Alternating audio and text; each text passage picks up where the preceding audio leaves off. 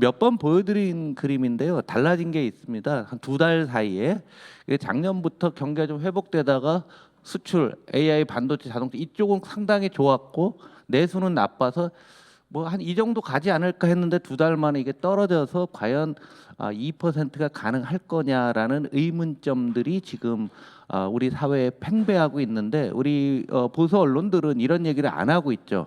그런데 잘 생각을 해보면은요, 9월 달까지 많은 국책 연구 기관들은 올해 성장률을 2.5 정도, 2.5, 2.6으로 잡았었는데 요 사이에 2달 만에 3분기 GDP가 나오고서 화들짝 놀랐어요. 그래서 지금 민간은 2%, 2.1 정도 보고 있는데 차마 발표는 못 하고 있습니다. 근데 그 2%라는 의미를 잘 한번 생각을 해보셔야 되는 게 이게 우리나라 60년 경제 성장률입니다. 여러분들이 각자 태어나신 연도가 있을 거예요.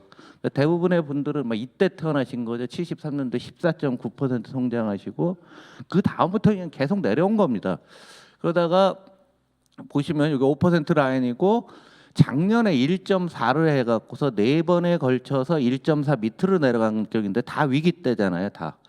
예? 다 위기 때고 IMF, 글로벌 금융위기, 코로나 정상적인 상황에서 1.4 내려간 적은 없었습니다. 그런데 우리가 되돌려 보면은 문재인 정부의 가장 어려웠던 점은 이게 떨어지는 걸 어거지로 막은 겁니다. 그래서 매년 추경을 했던 거는 문재인 정부 때도 2%를 어떻게 하면 사수할까?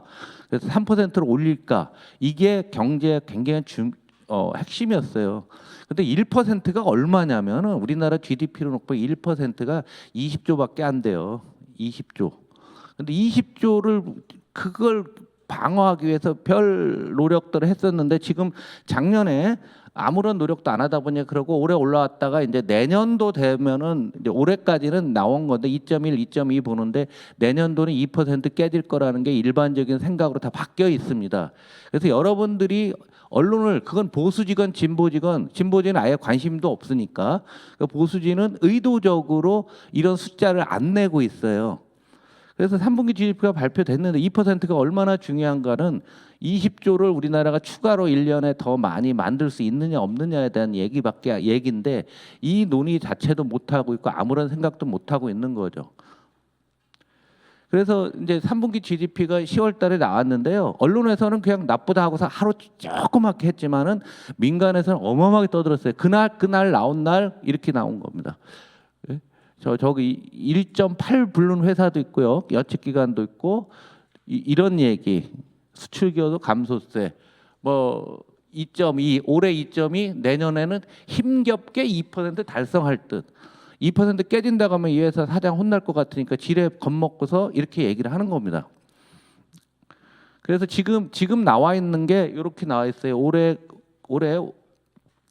한국이 2.3인데 이 회사도 이제 신한투자증권에서 2.3 내년에 2.1을 잡고 이거 또 수정합니다. 그런데 얘네가 이전에 얼마 불러면 2.6이었어요. 한 번에 확 내리면은 자기네가 틀렸다는 걸 자인하니까 천천히 내려가고 있는 거죠. 그래서 올해는 어찌 됐건 상반기에 수출이 잘 됐었는데 하반기에 수출이 이제 지금부터 꺾이고 있거든요. 꺾이고 있기 때문에 2%마저도 상당히 어려운 상황이다. 그래서 이걸 지키기 위해서 뭐 추경을 한다든가 뭐 뭔가 민생 대책이 필요하다라는 생각이죠. 아마 내년 초 됐을 때 우리가 요즘 남대문에서 또 여러분들 한겨울을 지새실 것 같은데 그 손님들 잘 안 오시잖아요. 안 오시는 그 저변에서 아마 이게 2% 깨졌을 때는 자발적으로 많이 올 거예요. 우리 촛불 때도 그 당시에 2가 되냐 마냐 3이 되냐 하면서 굉장히 어려운 초기였거든요. 그래서 어느 정도 시작이 되다 보니까 사람들이 내가 살기 어려우니까 한번 나가보자라는 이런 거로 트렌드를 좀 바꾸는 게 좋지 않겠는가 나옵니다. 그래서 3분기 성장률은 다 쇼크인데요. 지금 이게 우리나라가 2016년부터 19년 그러니까 박근혜 말기부터 문재인 정부 코로나 이전까지 어떤 그 검정색 추세에서 GDP 특히 민간 소비가 갭이 굉장히 많이 벌어져 있는 게 사실이고요. 이게 1분기에 갑자기 반도체 가격이 올라가면서 이렇게 좋아지니까 이걸 기반으로 했던 것들이 다 바뀌고 있는 거죠. 2분기가 마이너스 나왔는데도 이거는 일시적인 거야 하다가 3분기 0.1 나오니까 지금 굉장히 당황하고 있는 거고, 한국 주식시장이 왜 못 올라요? 그러니까 그게 무슨 뭐 금투세 때문에 못 올라 뭐 하는데 다 뻥이고요. 이익이 안 되는데, 나라가 성장률이 이 정도 나오는데, 미국은 올해 2.7, 2.8이 나온다고 하는데 한국은 지금 위에 있다가 밑으로 하향하고 있는데 어떤 사람이 한국 주식을 삽니까? 한번 생각을 해보시죠. 뒤에 다시 말씀드릴게요. 그런데 우리 성장에서 가장 중요한 게 저 녹색으로 된 그 수출이 기여한 거, 밑에는 깎아먹는 거고 위는 이제 플러스 나가 두 개를 더하기 빼기 한 게 우리가 보는 성장률인데, 보시다시피 작년도 2분기부터 제가 조금씩 낮았다고 했는데 2, 3, 4, 1분기까지 수출이 주도를 했던 거죠. 근데 수출이 지금 마이너스로 기여율이 떨어지고 있는 상황이에요. 제가 처음 말씀드렸잖아요. 위에서 수출과 대기업과 뭐 AI 관련된 들은 계속 끌어가고 있는 거고, 위에 있고 밑에 내수는 이건 안 되는 거고, 구조적으로 안 되는데 위에 있는 놈이 약화되고 있는 숫자를 확인한 게 3분기 GDP라는 얘기죠. 민간 소비와 우리 내수와 관련된 거 한번 보시면은 이게 작년도 4분기에 작년 이맘때부터 계속 내수, 도소매, 숙박, 외식, 이게 우리 민주당의 주요 지지 기반이 되고 소상공인 자영업자 성장률이 이렇게 나빠졌고요. 그런데 의료, 보건, 복지가 좋아지는 거는 이거는 고령화 사회 때문에 좋아지는 거지 뭐 그렇지 않습니까? 여러분들 가정에서도 돈 쓰는 거 다 여기다 쓰지 않아요? 그러니까 이거는 어느 나라나 똑같아요. 선진국도 이거 다 넣고 일자리 여기서 다 늘고 이런 것들이 확인이 되는 거죠. 거기다가 한국 경제에 큰 영향을 주는 건설 원가가, 아파트 짓는데 원가가 많이 올랐잖아요. 원가 많이 올라가게 되고 뭐 다양한 규제나 뭐 그리고 땅이 없어요. 솔직한 얘기로 땅이 없어서 못 한다는 사람이 많습니다. 지금 내놓는 거는 다 10년 후에 완공되는 거예요. 뒤에 나오겠지만 뒤에 그 뭐 여러분들이 나중에 한 10년 후에 나올 건데 굉장히 안 되고 있는 상황들이 지속되니까 내수는 계속 내리받고 수출이 좋아지다가 수출이 꺾인 것이 확인된 게 지금 우리나라를 공포에 몰아넣는 거고, 주가도 안 올라가는 그런 이유고 투자도 안 하는 그런 이유다라는 얘기죠. 다시 한번 리마인드를 하게 되면은 우리 그 회복 중에서도 반도체 중심이었고요. 3분기에 여기 기계를 투자가 늘고 설비 투자 늘었다. 이게 다 반도체 장비 투자예요. 그러니까 반도체가 안 되지만 안 됨에도 불구하고 투자를 계속해야 되는 거예요. 결국은 반도체 문제고, 그래서 오늘 외부 강사님을 삼성전자를 모신 이유도 과연 반도체에 대해서 오늘은 경영적인 측면이고 제가 약간 기술적인 측면도 뒤에 말씀을 드리겠지만 반도체가 끌어줘서 그나마 된 거예요.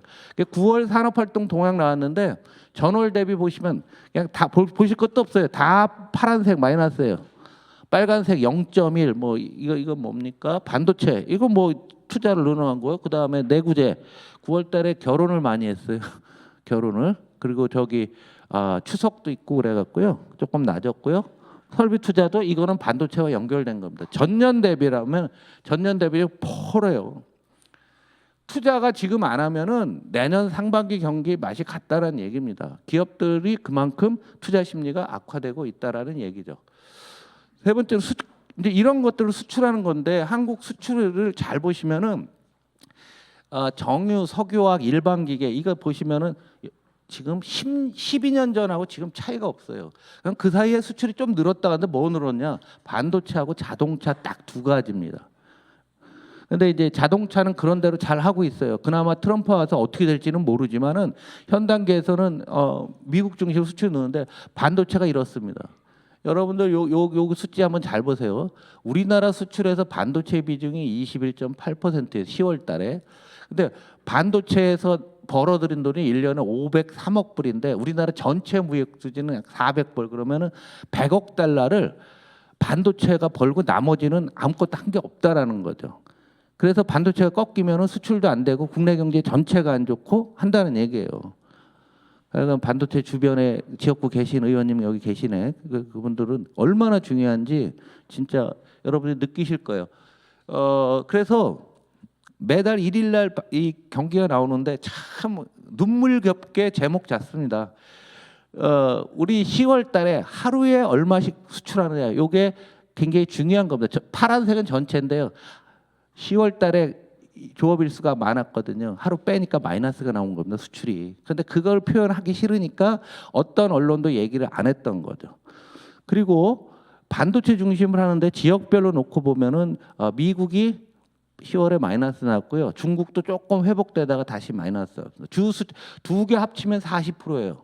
지역별로 40%에서 모멘텀이 사라지고요. 이걸 대체하던 시장이 아세안입니다. 베트남을 비롯한 아세안 시장에서도 여기 보시면 검은색이 마이너스로 갈까 말까 하고 있는 거죠. 그래서 우리 10월의 경제 지표는 우리한테 주는 것은 상당한 공포 그 자체였다라고 말씀을 드립니다. 그다음 두 번째 이슈로 이제 그 고용 부분이고 이거는 매달 제가 보여준 매달 보셔야 돼요. 가랑비 어쩌듯이 계속 조금 나빠지는 거예요. 트렌드 간단합니다. 전체 일자리는 이거는 이제 코로나 때문에 노이즈가 있었던 거예요. 코로나 회복기고 그 다음부터 보시면은 여기 언제요? 2022년 말 정도부터 전체 일자리는 느는데 제조업 마이너스, 청년 일자리 마이너스 납니다.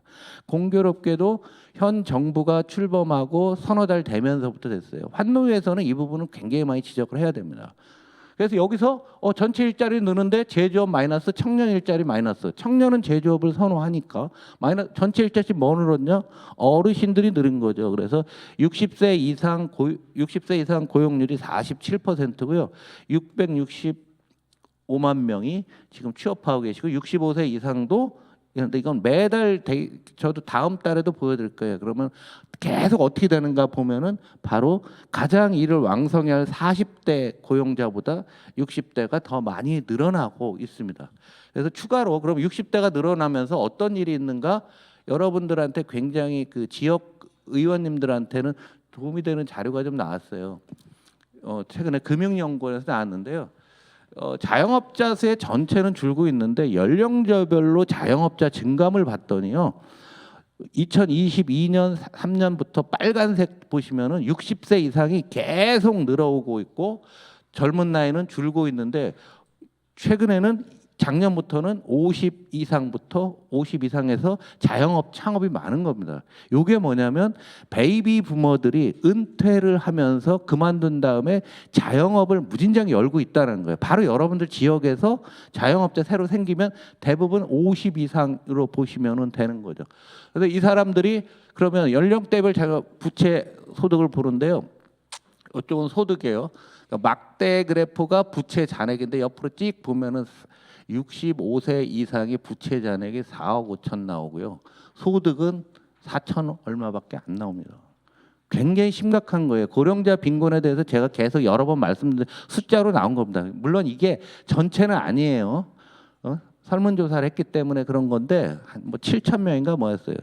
그래서 요 사람들이 그럼 어떠냐? LTI가 소득 대비 부채가 몇 배? 1년에 버는 소득 대비 부채가 얼마예요? 라고 물어봤더니 65세 이상은 10배가 됩니다. 그러니까 우리나라 65세들은 아직도 열정적이어서 빚내 갖고서 투자를 많이 하고 있다라는 거예요. 근데 이분들이 하는 업종이 뭐냐라고 봤을 때요. 65세 이상 했을 때 과밀 업종이라는 게 과밀 업종이 뭐냐? 농수산, 도소매, 음식, 숙박, 교육, 부동산업, 중개업체 이쪽에 대해서 있는 사람들의 부채는 이렇게 나오는 거죠.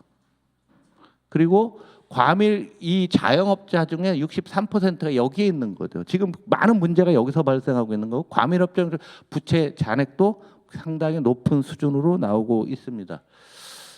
그런데 이런 과밀업종도 못하는 일반 어르신들 통계가 있어서 그러는데요. 온라인 소비가 늘어나면 온라인 소비 1% 늘어나면 이건 배달이 늘으니까 이제 일자리가 여기 늘어가는데 나머지는 다 일자리가 준다는 거죠. 여기 과밀 업종의 어르신들이 하는 온라인과 관련되고요. 요거는 뭐 주변에서 늘 보시는데 4만 2천 분이 뭐 이렇게 한다는 거예요. 이게 중요한 건 조선일보가 보도했던 겁니다. 조선일보의 논조는 신자유주의적이고 너는 네 인생은 네가 알아서 살라고 하는데 얘들도 가끔은 이런 걸 내고 있어요. 근데 이 숫자는 조금씩 바뀌더라고요. 어떤 데는 뭐 2만 명도 안 된다는 기관도 있고 사실 그 숫자 내기는 매우 어렵겠죠. 그러나 한 뭐 2, 3만 명 뭐 이 정도 나오고 있고 요즘에 또 하나 부분들은 우리 잘 생각해 보면 10대 가정 0케어라서 이제 애들이 젊은 사람이 부모님 모시면서 힘들어서 서울 경기만 7만 명이라고 나오고 있는 거죠. 그래서 지금 이 고용 문제가 중요한 거는요. 지금 계속 윤 정부 출범 이후에 공교롭게도 통계가 그렇게 되다 보니까 사람들의 마음속에 이 고용 문제에 대해서 내 일자리가 뭐가 내가 잘못한 건가 하다가 이건 사회의 문제인데 사회의 문제에 대해서 아무것도 하지 않았다라고 했을 때 민주당은 발화점을 거기서 만들어야 될 것 같습니다. 제가 마이크를 잡아서 자세히 말씀드리면 뭐하지만 다 이해하셨을 거로 보고요. 이제 부동산은 이 살색으로 나와 있는 게 10년 평균 다달이 인허가 나오면 그 다음에 착공하고 분양하고 입주가 되는데 연말에 항상 그래도 많이 느는 그런 추세를 보이는데요. 작년도 공급이 없었는데 똑같습니다. 올해도 전혀 차이가 없이 올 4월에 잠깐 착공 분양이 좀 늘었다가 옆으로 다시 가고 있어요. 이거는 부동산 업자들도 여전히 PF 문제 해결이 안 돼 있고 공사비 단가 올라가고 있고 정말 어려운 상황들이 계속 지속되고 있는데요. 뒤에 자료에 지역별로 쭉 뭐 이런 저런 통계 있는데 이걸 다 제가 설명드리기는 시간 관계상 그렇고요.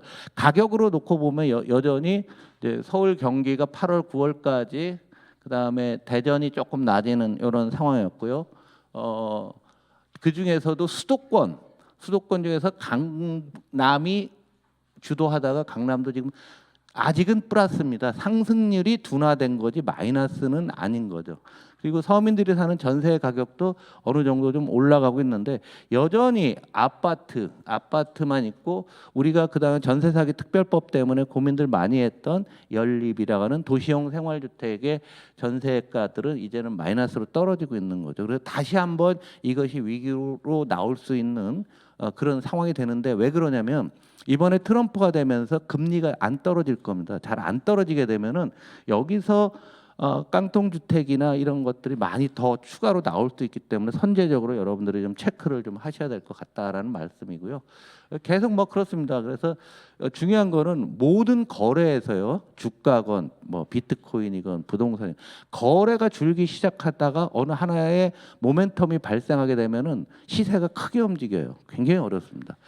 장기적으로 부동산이 안 된다는 사람들도 하고는 있지만 여기에 대해서 대부분 동의를 하지만 그 시점이 지금이냐 아니냐는 서로 모르는 거죠. 그런데 거래가 계속 떨어지고 있고 또 하나 중요한 게 오늘 강주현이 왔는데요. 지금 이 서울시나 수도권에서만 다 분양하고 있어요. 이 얘기가 뭐냐면 국토균형 발전은 현 정부에서 아예 아무것도 안 하고 있는 거예요. 그러니까 수도권 집중화가 더 심화되면서 경제는 더 어려워지고 있고 수도권에 다 집중되는 거 지방에 계신 의원님들은 요즘 국토균형 발전 얘기하는 사람 없지만 하루가 다르게 서울시 재개발 나오고 뭐 나오고 이것이 누적되게 되면은요 이 국토균형 발전에 대해서 우리 당에서도 크게 관심을 가져야 될 거고요. 지방에 있는 부동산들이 이제 존재 가치도 없어지는 이런 상황이 되고 있는 거죠. 그다음에 이제 삼성전자 문제가 사실은 이번에 9월, 10월에 아주 엄청난 핫 이슈가 됐죠. 그래서 왼쪽에 있는 내용이 삼성전자 그 부문 반도체 담당이 이제 사과문을 발표하는 굉장히 중요한 일이 있었습니다. 그래서 오늘 이 부분 회사 내 또 대기업 재벌그룹의 상황이 어떻게 됐나 해서 전문가가 뒤에 강의를 하게 되시는데요. 이거 잠깐 말씀드리면 삼성전자에서 근원적 기술 경쟁력이 떨어졌다. 그래서 삼성전자에 대한 여러 얘기가 있는데 핵심은 뭐냐면 바로 여기 있어요. 지금 주력이 DDR4라는 반도체인데 반도체는 이렇게 4를 만들다 그 다음에 5, 6 이렇게 올라가는 거예요. 그런데 이 4에서부터 슬슬 문제가 생긴 거예요. 그래서 5를 잘 못하겠으니까 지네 바로 6를 간다고 합니다. 우리는 이거 건너뛸 거야라고 얘기하니까 시장에서 무슨 생각을 하냐면 기술이라는 건 그렇지 않나요? 하나 익히고 그다음 나가는데 가운데 걸 넘겨뜨리고 한번 쭉 가겠다는 거예요. 그러니까 아무도 안 믿는 거죠. 그러니까 본업인 파운드리 뭐 인공지능 들어가는 이거 말고 그냥 본업인 디램에서 안 된다 이거죠. 안 되고 있고 이 부분에 있어서 마이크론하고 또 하나 중국 애들이 이렇게 엄청나게 오고 있어요. 중국에서. 그 중국에서 오니까 본업이 안 되는 거죠. 그래서 본업의 본질적인 경쟁력에 문제가 있다는 거죠. 그래서 우리나라의 전 세계 반도체 D램 점유율을 이렇게 하다가 지금요 휙 떨어진 게 삼성전자가 못 팔아서 그런 겁니다. 그러니까 본업이 안 됐을 때 가장 중요한 핵심이죠. 나머지 부분들은 경영에 대한 문제는 고칠 수가 있지만 이 본업이 안 되는데 안 되는 이유가 뭐냐면 삼성전자 연구원이 하이닉스로 갔다는 거 아닙니까? 언론에 막 나오잖아요. 어떤 문제가 있을까라는 생각을 해보면은 이 부분이 우리나라의 어떤 재벌의 본질적인 문제, 우리나라의 거버넌스 문제, 한국 경제 60년 해온 거랑 이런 모든 모순이 누적돼서 나타나는 것일 수 있다라는 거죠. 과연 이 부분에 있어서 이분들이 얼마나 생각하고 있나 그건 잘 모르겠어요. 그러나 하여간 근원적 기술 문제, 그럼 조직 뭐 DNA 뭐 이런 건 아시겠지만 본업이 안 됐을 때 바로 이런 문제가 있다라는 얘기죠. 여기서 또 하나 굉장히 중요한 것 중에 하나가 기술 분기라는 게 있습니다. 우리가 쓰는 AI는 미국인 엔비디아가 만든 AI일 뿐이에요. 중국을 계속 닫아놓으니까 미국이 한쪽에서 겁나는 건 뭐냐면 중국에서 약간 다른 기술로 나오면 미국이 제재할 방법이 없잖아요. 그렇지 않나요? 우리가 쓰는 뭐 옛날에도 우리 그런 얘기 했잖아요. 그 우리 비데오 할 때 여러분 쓴 게 VHS 방식이잖아요. 근데 소니가 만든 게 베타막스였잖아요. 그런데 기능은 베타막스가 더 좋은데 시간 지났더니 VHA가 다 장악해서 우리는 비데오를 지금 할 때 그걸 썼잖아요. 그와 마찬가지로 반도체 기술도 그럴 수 있다라는 겁니다. 그래서 이 얘기는 하는 사람 아직은 별로 없는데 한 10년쯤 지나서 중국이 자체 개발하면 어떨 건데 지금 D램은 이런데 파운드리도 뭐 좀 낮아지는 거 아니야? 그래서 SMIC라고 TSMC 같은 회사입니다. 중국에. 걔네는 비용 없어요. 정부가 다 돈을 내니까 그냥 마구 때려붓고 있는데 과연 어떻게 될지 모르겠는데 최근에 이 SMIC라는 회사가 주가가 많이 올라가고 있어요. 그래서 야 이거 진짜 이렇게 되게 되면 세상 진짜 험악해지겠다 이런 생각을 하게 됐습니다. 그래서 지금 그래도 여러분들은 국회의원이니까 숫자로 보셔야죠. 8월 초에 하이닉스의 2024년 영업이익이 23조 998, 24조로 보시고요. 그러다가 지금 10월 25일까지 있는데 거의 큰 차이는 없어요.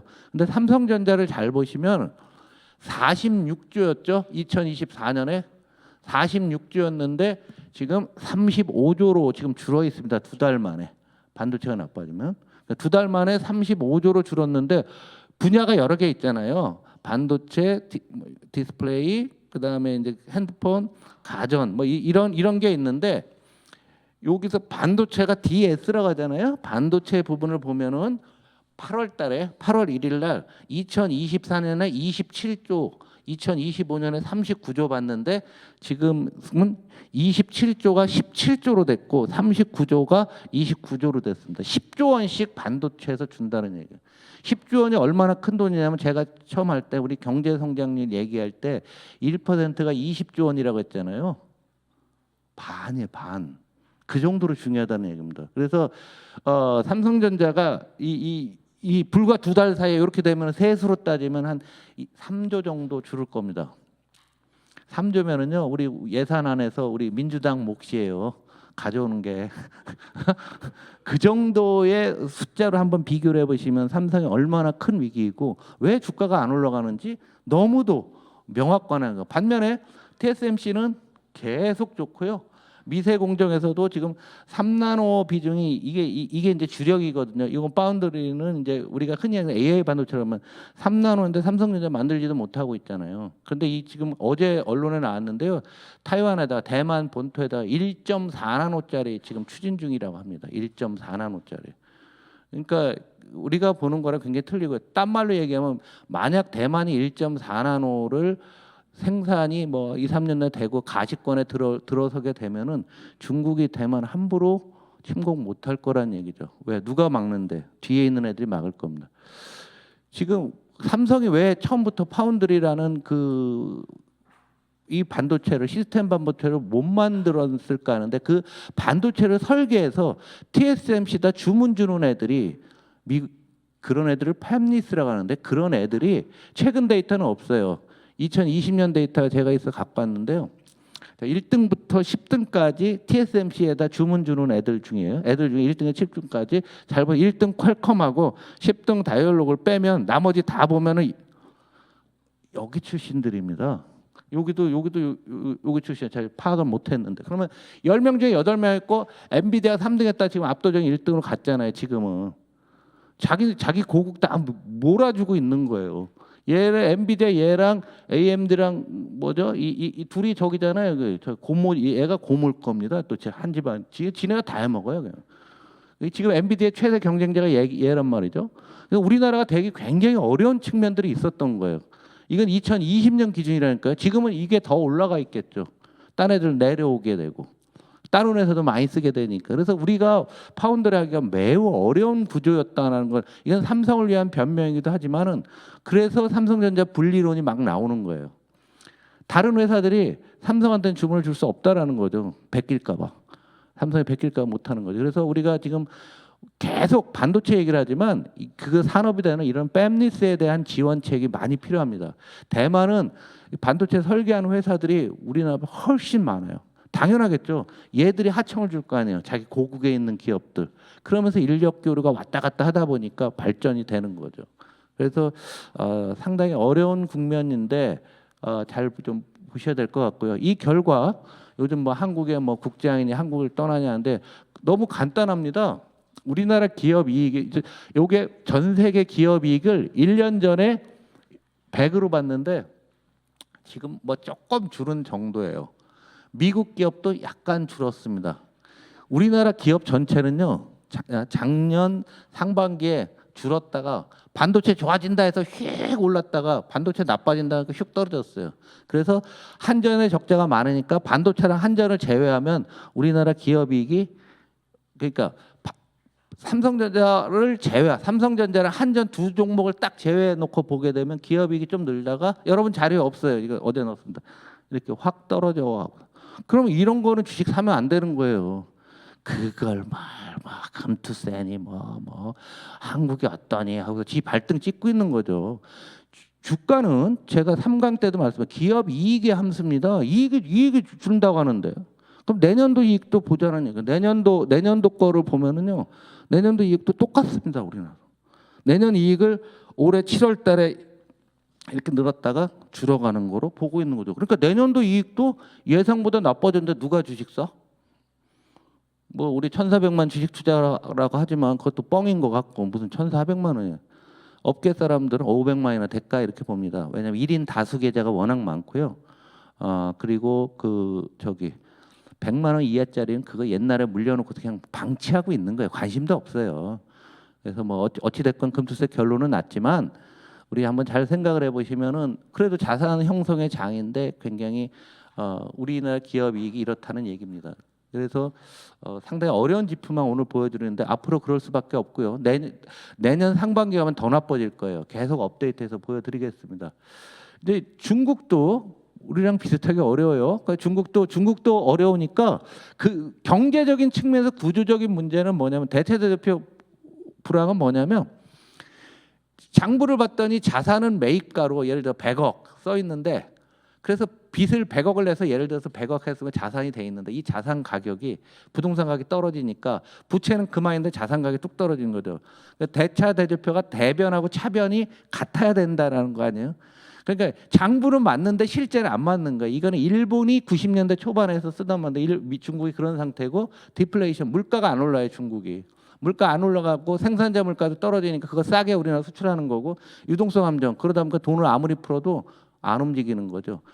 중국에 대해서 그래서 그저께 지난 주말에 10조 원 정도의 부양책을 냈는데 예상보다 작게 내고 있어요.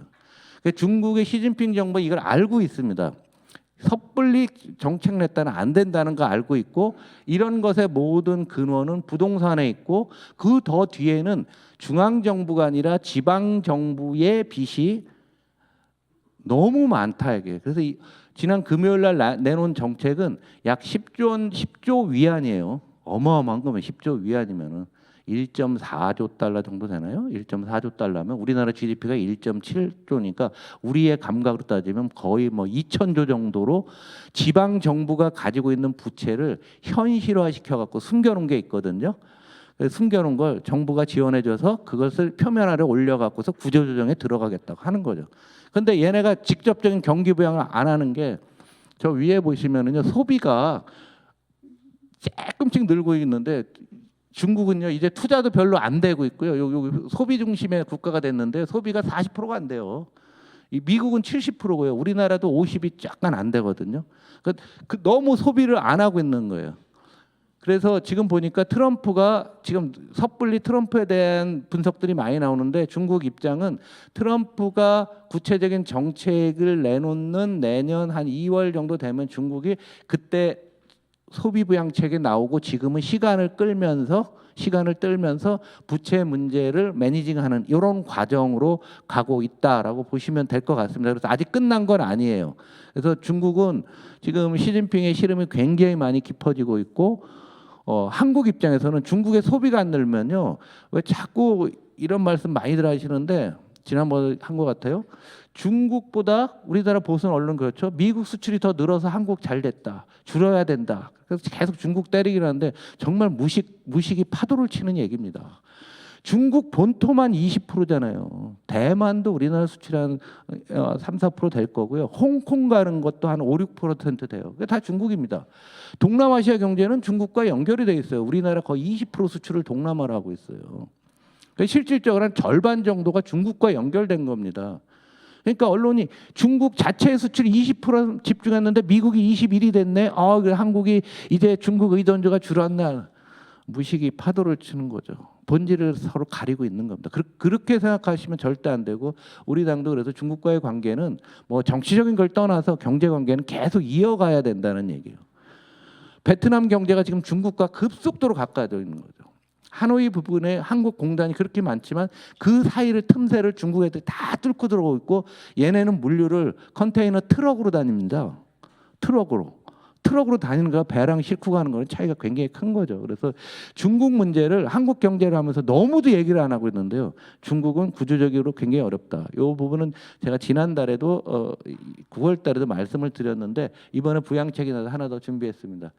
그다음에 9월 초에 유럽의 드라기 보고서라고 나왔는데요. 큰 그림에서 여러분들은 정책을 하시기 때문에 이 보고서 읽어보실 필요가 없어요. 왜냐하면 이게 다니까. 그리고 계속 얘기를 했으니까. 그런데 제가 빨간 줄을 쳐놨는데요. 이거 우리나라 얘기 같지 않아요? 우리나라 얘기 같지. 드라기라고 22 유로 중앙은행 총재. 그 해법은 뭐야? 해법은 뭐 조그마한데 뭐 어쩌고저쩌고 뭐 이렇게 해서 하는 건데요. 유럽이 도대체 무슨 일이 발생하고 있느냐라는 겁니다. 유럽이 우크라이나랑 전쟁하면서 하는 거 아니야? 굉장히 어려워지고 있다라는 거죠.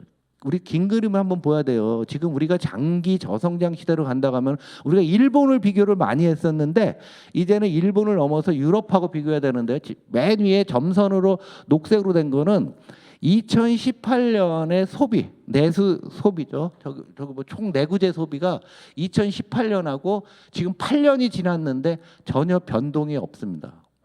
그 다음에 자동차 등록 대수는 오히려 줄었어요. 자동차 요 라인으로 된 거요. 요 녹색은 내연기관차는 더 많이 줄어서 내연기관차는 절반까지 줄고요. 이런 과정에서 전기차와 하이브리드카는 요 두 개 비율이 50%가 올라갔습니다. 그러니까 독일이 작살날 수밖에 없는 거죠. 내연기관 뭐 중심으로. 그런데 저는 제일 주목해야 될 게 총 내구재 소비는가 8년간 안 늘었다. 근데 더 웃기는 거는 우리 피그 국가라고 있죠. 요즘 여행 프로에 제일 많이 나오는 게 요즘 스페인, 포르투갈, 피그 어디야? 그리스, 이태리 네 나라 아니에요. 이 네 나라들은요, 이 소비 수준이 10몇 년 전랑 똑같아요. 글로벌 금융이 있더라. 그러니까 소비를 10년간 추가로 안 한다는 얘기죠. 그 원인은 뭐 고령화도 있고 뭐도 뭐 하는데 여러분 뭐 잘 아시고 일본이 겪은 고 이후 고대로 유럽에서 동시에 나타나고 있습니다. 한국도 골로 가는 거다. 골로 가는 게 그런 쪽으로 가는 거다. 그래서 요즘 그 찝찝한 게 유럽 애들도 지금 서구 애들은 좀 철이 없잖아요. 돈 생기면 톡 써버린다고요. 우리 중학생 초등학생 우리 아들 같아요. 뭐 용돈 주면 톡 써버리잖아요. 겜방 하고 뭐 놀고 그리고 또 주세요. 이렇게 오래 해왔는데 요새는 저축이 는다 이거죠. 저축이 는다는 건 굉장히 무서운 일입니다. 일본이 디프레 갔을 때 아무도 소비를 안 하고 저축만 한 거예요. 그래서 노인들이 돈은 무진장 써 있고 지금도 소비를 안 합니다. 누가 뭐라고 해도. 그래서 저축에서 소비, 여기 소득과 소비하면 이렇게 저축률이 여기 쭉 올라가는데 만약에 이 정도 올라가서 여기서 멈추게 되면 유럽은 간 거죠. 왜 그러냐? 너무도 여러분 다 아시는 겁니다. 한국이 겪는 거랑 일본이 겪은 거, 한국이 현재 겪고 있는 거, 중국이 가야 될 길. 생산 가능 인구는 줄고 임금은 코로나 국면에서 굉장히 많이 올렸고요. 고령자 빨간 거, 고령자 부양비들은 미국보다 상당히 높고 있고 국가 채무는 어마어마하게 많고 R&D 투자를 보시면 아예 투자도 안 해버리고 노동 생산성은 뚝 떨어지고 뭐 이게 지금 과거의 선진국이라고 하는 나라들의 공통적인 현상으로 지금 나타나고 있습니다. 여기서 이제 일본 총선 했었는데요. 하나만 지적하고 싶은 게요. 일본이 이때 버블이 깨진 게 1990년 1월 1일부터예요. 버블이 깨지기 시작하는 게 이때부터 일본 총리를 한번 쭉 보세요. 평균 재임 기간 69일, 818, 644, 264. 그러니까 거의 한 10년 동안 9명이 됐으니까 그냥 아무 일도 안 한 겁니다. 그러니까 일본이 막 작년에 살아났고 올해 살아난다 하던 사람들 있죠. 지금 꼬랑지 확 내리고 있어요. 일본 지금 매우 다시 어려워지고 있습니다. 그러니까 지지율이 지난주에 이시바 지지율이 34% 정도 됐는데 그 인접한 나라 대통령하고 이 지지율 격차가 같아질 가능성이 상당히 크고요. 누가 더 낮아질까 경쟁을 한번 벌일 가능성이 상당히 큽니다. 한번 내기 한번 할까요? 누가 더 낮아지나 연말 기준으로? 이게 이번 선거 결과 보니까 일본이 의사결정을 아무것도 못할 것 같다. 이 기간 중에는 아무것도 못한 겁니다. 그러니까 새로 생기는 수상마다 뭐 하냐면 일본 재건 계획, 경제 부흥 계획 발표를 했는데 발표 뭐 어떻게 이거 여러 번 보여줬잖아요. 처음에 이 등신들이 이 밑으로 간 게 재정 흑자예요. 재정 흑자라는 거 버블 깨지는 순간부터 꼭 누구랑 마찬가지잖아요. 그 전에 일본이 너무 좋았거든요. 우리는 좋지도 않았는데 재정 흑자를 3년 내고 난 다음부터 안 되니까 아까 요 앞 페이지에 있던 요 분들이 취임하면서 항상 안 되니까 돈 써야 돼. 이게 재정 적자예요. 위로 간 게 적자. 그러다가 노란색 적자 갖고 안 돼 이제 재정 갖고 안 돼. 돈 풀어. 그래서 중앙은행에 돈 풀고 적자해서 끝없이 적자 행진을 지금까지 해오고 있는 겁니다. 31년간 연속 적자를 내고 있는 거죠. 그러니까 우리도 그런 상황과 굉장히 유사하고 일본이 했던 것보다 더 나쁜 정책들이 지금 많이 나오고 있는 거고 이번 예산철에서도 예산 그렇게 줄이겠다고 하는데 새로운 종교가 나온 것 같아요. 국가재정교라고 재정을 GDP 대비 뭐 50 아래로 낮추는 게 지고의 선으로 생각하는 그런 사람도 있어요. 아니 분모를 키우면 되잖아요. GDP 대비 재정 적자니까 분모 키우면 되는데 그 단순한 얘기도 못 하고 있는 게 현재의 상황인 것 같습니다. 미국 경제는 너무 좋은 상황에서 이번에 저 대선을 치렀어요. 바이든하고 해리스는 정말 적일 거예요. 진짜 뭐랄까 배신감 느끼고 경제가 이렇게 좋은데 왜냐면 일자리 늘고 실업률은 낮고 뭐 일자리 다 좋죠. 임금도 많이 올랐다가 코로나 때문에 어긋났다가 놔주고 너무 좋아요. 너무 좋아서 미국 금리가 낮춘다고 하다가 그거 아닌 것 같은데 내년에 미국 금리 좀 올려야 되는 거 아니야? 요새 이런 말하는 사람도 있어요. 그럼 우리나라 큰일 납니다. 그래서 이렇게 미국 경제가 너무 좋은 상황이고요. 어느 정도 소비 심리, 투자 늘고 그리고 저기 대선을 앞두고 여기 이전소득 보조금 지급들이 굉장히 많았어요. 미국도 별 수 없습니다. 선거 앞두고 돈 푸는 게 딱 눈에 보이고 있죠. 그리고 얼마나 철이 없냐면 미국 사람들이 작년보다 올 연말에 쇼핑 시즌 추수감사절에서 크리스마스 소비 이만큼 더 늘린대요. 지금. 그러니까 어떻게 미국만 이래요. 그러니까 미국과 비교할 이유가 없는 겁니다. 미국만 이런 상황이죠.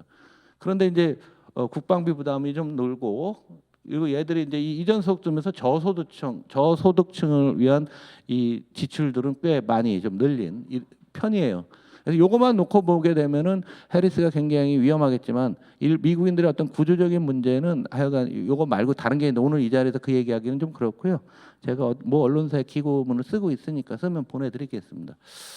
근데 그럼 그거 어떻게 될 거냐라는데 지금 나온 거 거의 대부분 뻥이에요. 지난번에는 의회를 그 트럼프 일기 때는 상원을 장악하지 못했었잖아요. 이번에 다 장악이 됐잖아요.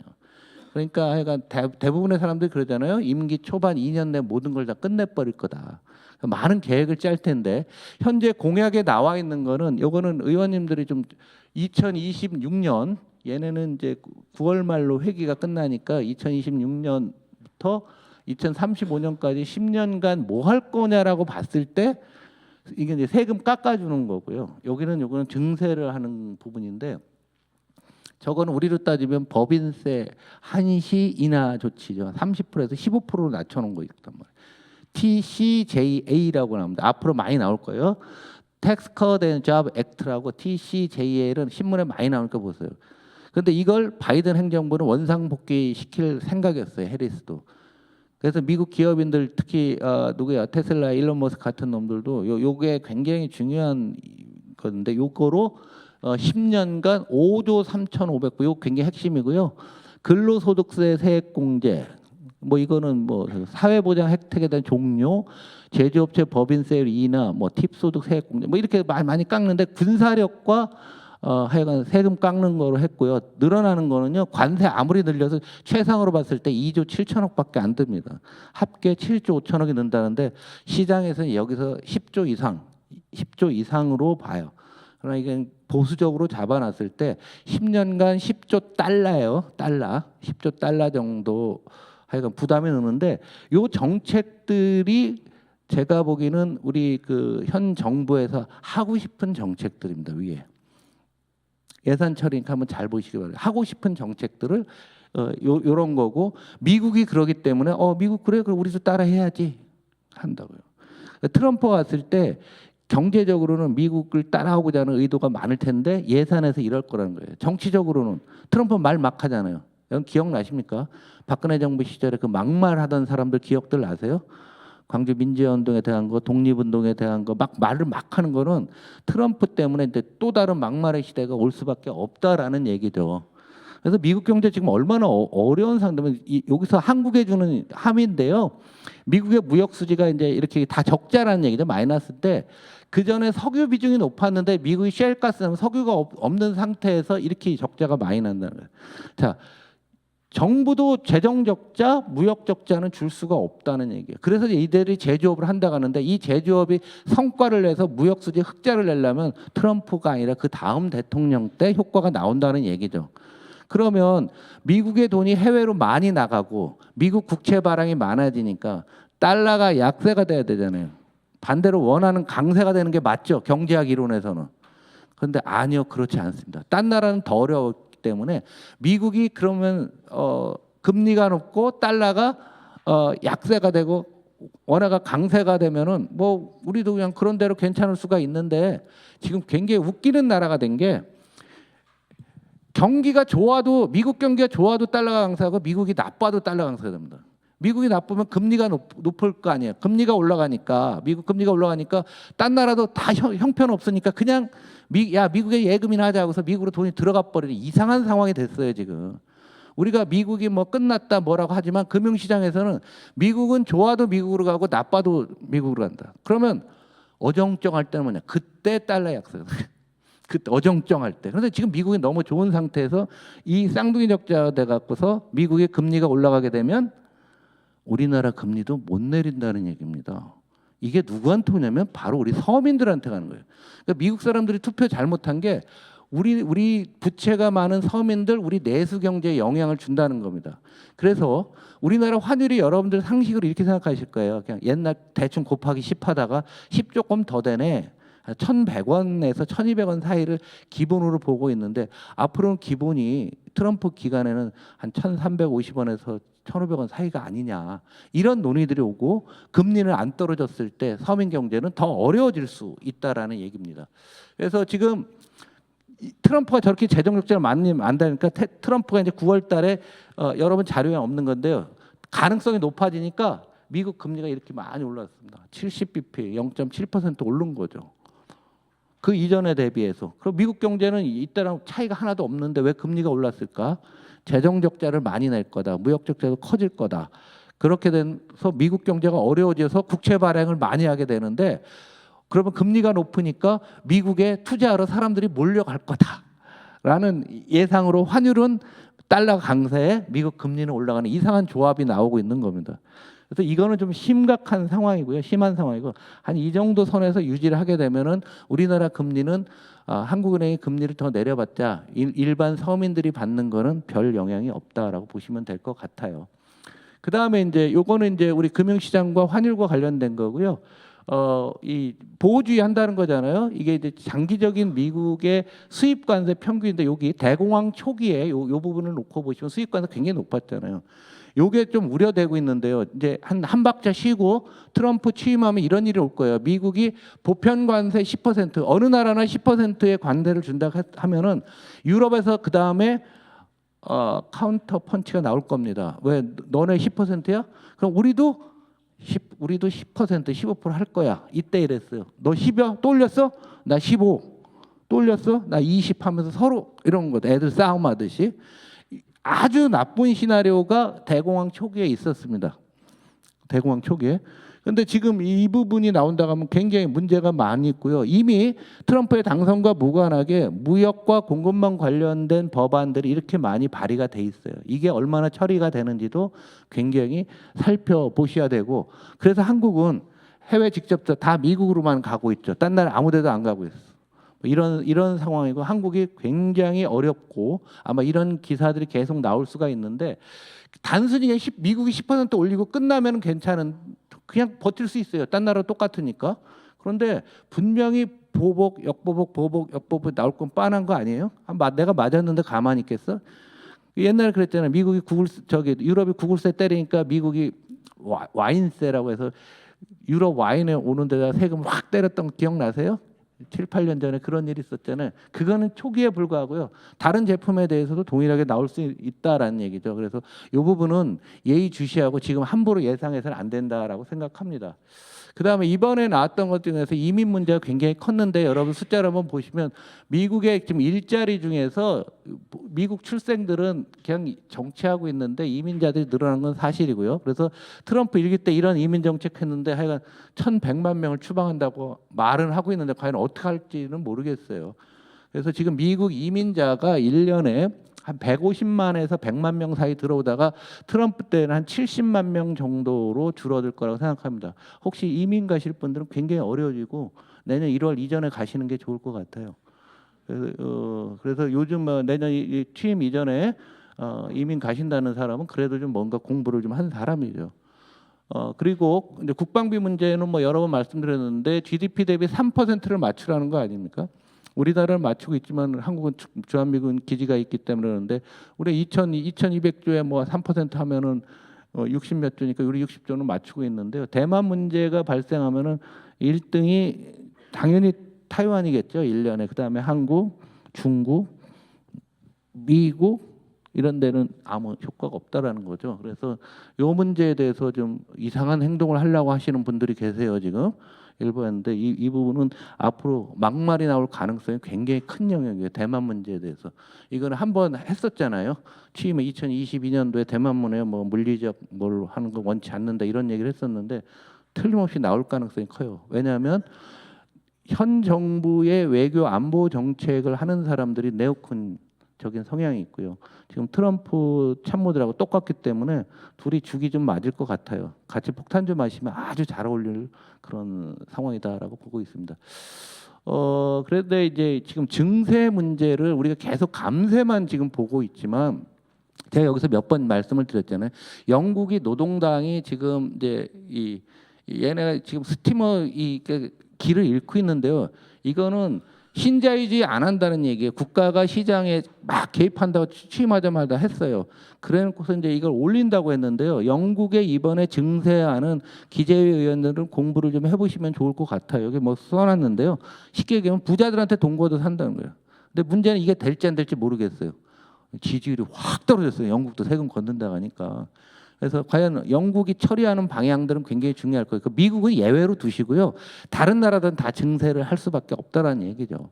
그러니까 우리나라 국회 예산안에서도 뭐 지금 증세냐 감세냐 뭐 하는데 요게 이제 이번에 세법 개정은 세목별 증가한 부분이고 그리고 조세 지출 비용 고소득자 대기업 비중은 고소득자 대기업 굉장히 우리가 이제 지원하는 것들 늘고 있고 중소 중견기업이나 뭐 이런 것들은 별로 안 늘고 있다라고 보시면 될 것 같습니다. 그래서 우리나라도 이 정부가 트럼프 정부가 하는 극단적인 정책들은 받아들이고 우리가 해야 될 거는 그냥 무시하는. 그래서 트럼프가 우리나라 국내 경제 정책이나 외교 안보 정책에도 엄청난 영향을 줄 거기 때문에 예의주시하고 여러분들이 대응을 좀 잘하셨으면 합니다. 마지막으로 이 경제 상황이 왜 이렇다 계속 어렵고 그 중간에서 보면 안 돼요. 중간에서 우리가 이 상태로 제 생각에는 1, 2년 더 지속되잖아요. 그러면은 우리가 진짜 벗어나기 어려울 정도일 겁니다. 그 가운데 있는 사람은 잘 모르잖아요. 일본이 잃어버린 34년이지만 일본 사람들은 별 생각이 없어요. 외부자의 시선으로 시간이 지나간 다음에 보니까 그런 거죠. 그래서 우리가 이 중간에 한 2년 후 이 상태가 지속돼서 한 1, 2년 있으면 어떤 문제가 있을까를 알고 정책을 세워야 될 것 같습니다. 마지막으로 여러분들한테 하나 말씀. 요즘 재밌게 본 게 이 AI를 쓰는 방법 중에 여러분 구글 가서 고오버라고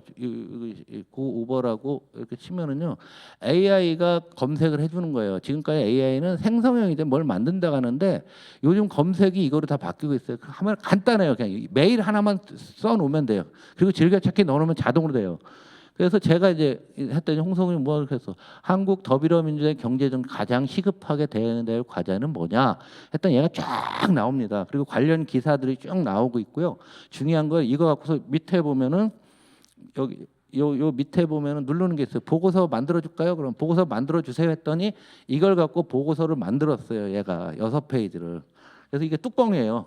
더불어민주당 경제 정책 실효성 검토. 예? 날짜 딱 나오고 있고요.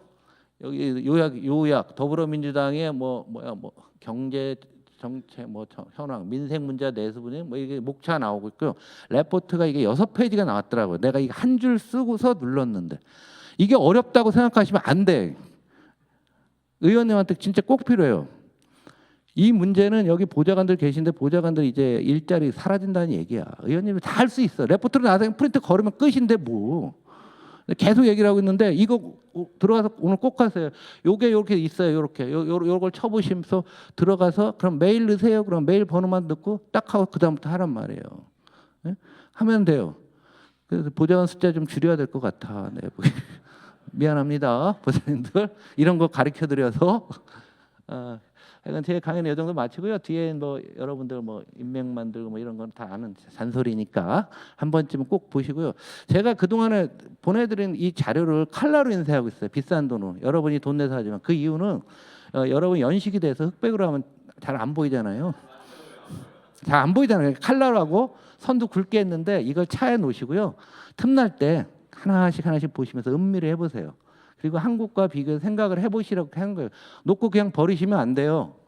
아시겠습니까? 네, 이어서 4대 그룹과 그 이런 삼성전자를 중심으로 그 안에서 무슨 일이 벌어지고 있는지 한번 종합 총정리를 한번 여러분들 해보시기 바랍니다. 예.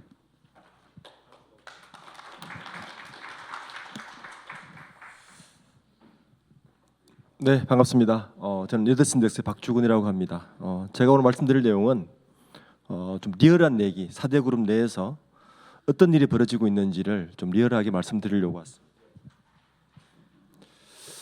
이런 얘기 할 거고요. 주로 뭐 삼성하고 SK 얘기가 주로 될 것 같습니다. 오늘 얘기는. 저는 리더스 인덱스 대표입니다. 저희 회사는요, 기업 분석 연구소입니다. 그 데이터를 주로 다루는데 외신들이 좋아합니다. 네. 제가 주로 인터뷰하는 곳이 블룸버그나 로이터나 월스트저널이나 이쪽하고 주로 하는데 지금도 기억나는 게 요게 그 2019년도에 이코노미스트가 저하고 인터뷰한 내용인데 요 기사 나가고 김상조 실장이 전화가 왔더라고요. 왜 그러시냐고. 그 한국의 그 문재인 정부 때 재벌 정책에 대해서 어떻게 생각하시냐는 질문에 대해서 제가 인터뷰한 내용인데 제목 보시지만 한국의 좌측 날개가 꺾였다 이렇게 제목을 붙였습니다. 예. 뭐 이런 얘기를 제가 주로 하는 그런 기관입니다. 생각해 보니까 제가 이 자리에 딱 10년 전에 왔었어요. 10년 전에는 그 당시 새누리당이었던 것 같습니다. 2014년 9월에 한번 초대를 받았는데 그때 아마 김세연 의원이 저를 초대한 것 같은데 그때 제가 받은 주제는 당시 뭐 김세연, 남경필 이런 의원들 같은데 박근혜 정부 초기에 경제민주화라는 타이틀을 들고 대통령이 되셨는데 그 당시 경제민주화 정책 몇 가지를 법안을 내놓고 이 법안이 얼마나 실효성이 있는가에 대해서 설명을 해달라고 저를 불렀는데 당시에 기자분들도 한 20, 30분 계셨던 것 같아요. 제가 이제 하나하나씩 실효성이 전혀 없다라고 계속 이야기를 했어요. 그런데 기자들을 막고 괜히 소송이 일어났었는데 주로 저는 이제 대기업이나 정책 이런 분야를 주로 연구를 하고 언론에 발표를 하는 일을 하고 있습니다. 먼저 요 말부터 하고 짚고 넘어가야 될 것 같아요. 재벌이란 얘기인데 일본의 자이바치에서 왔습니다. 그런데 여기서 중요한 한 가지는요, 요겁니다. 우리나라 재벌은 패밀리가 들어가 있습니다. 모두가 가족 관계라는 얘기입니다. 지금의 경영권 분쟁, 지배구조 문제, 이 모든 문제는 이 패밀리 컨트롤을 빼먹고는 아무것도 설명이 안 됩니다. 예. 그래서 우리나라 재벌의 지배구조 문제를 설명하기 위해서 좀 말씀을 드렸고 64년도 이후에 국내 10대 그룹의 변천사입니다. 요걸 보는 게 중요한 이유는요. 두 가지 의미에서 중요합니다. 개풍 그룹 아시는 분들은 아주 옛날 분이십니다. 4위 아십니까? 여기 보시면 김영삼 정부가 들어서는 90년대 중반부터 4대 그룹이 30년간 변화가 없습니다. 네, 고정입니다. 고정.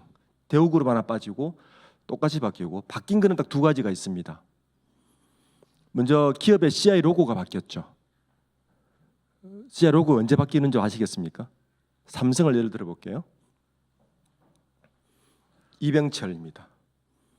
이건희 회장이 84년에 들어서죠. 이건희 회장이 2015년에 쓰러집니다.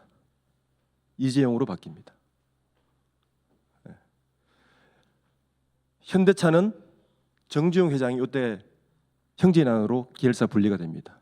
정몽구 회장, 정의선 이렇게 바뀝니다. 네. CI는 이렇게 바뀝니다. 더 중요한 거는요. 더 중요한 거는 이들 그룹이 어떤 메커니즘으로 움직이는가 되게 중요합니다.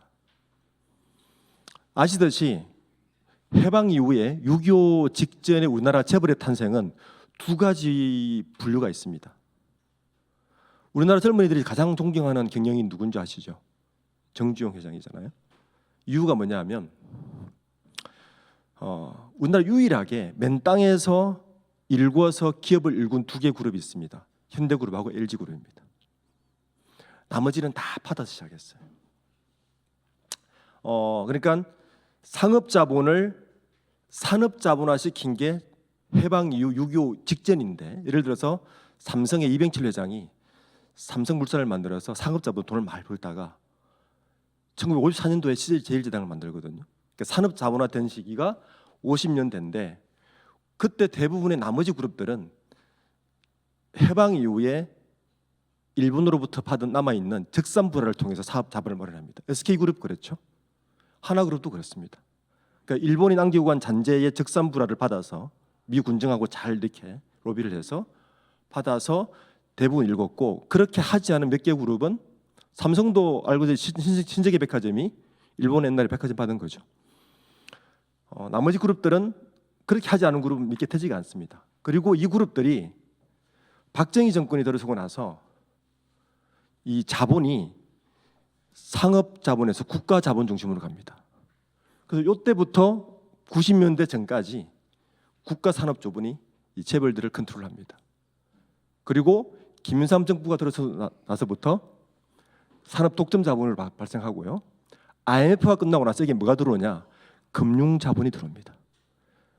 이제 금융이 개방되고 나서 금융 자본이 들어오고 지금은 금융자본과 기술자본 시대로 가 있습니다.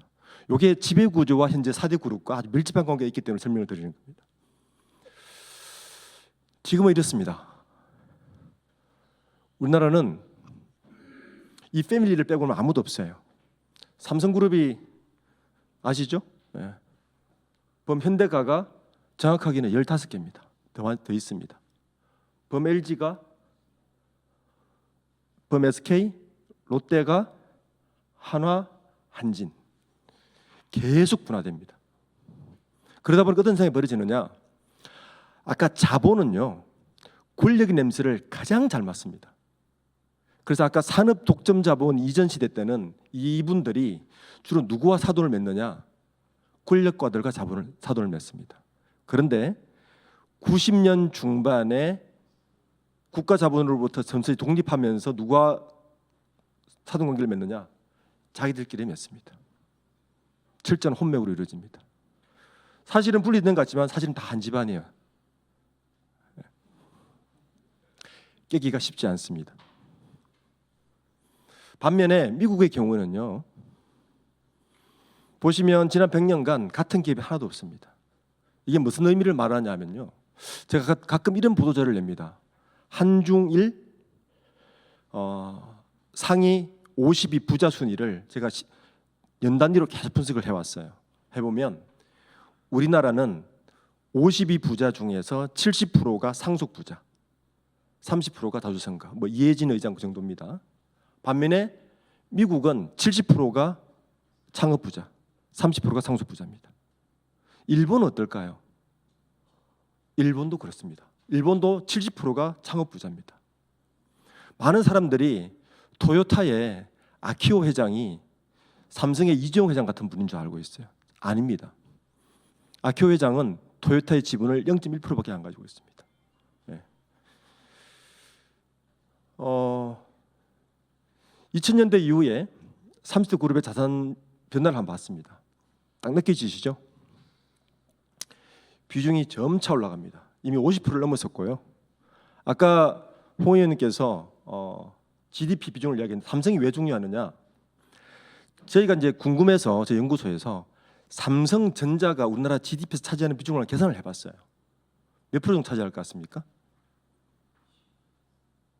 3.8% 정도 차지합니다. 3.5%. 이게 얼마나 큰 수냐면 삼성전자가 영업이익을 안 내잖아요. GDP 죽었다 깨어나도 2% 성장 못합니다. 우리나라는. 우리나라 경제구조가 그렇습니다. 근데 그 비중이 아마 제 생각에 이 추세라면 점점 더 올라갈 겁니다. 이 자산이고요. 매출, 특히 더 문제가 뭐냐면 영업이익입니다. 영업이익 부자는 비중은 훨씬 더 올라갑니다. 그래서 우리나라 경제 구조를 파악할 때 항상 삼성전자 하이닉스의 영업이익을 빼고 봐야 됩니다.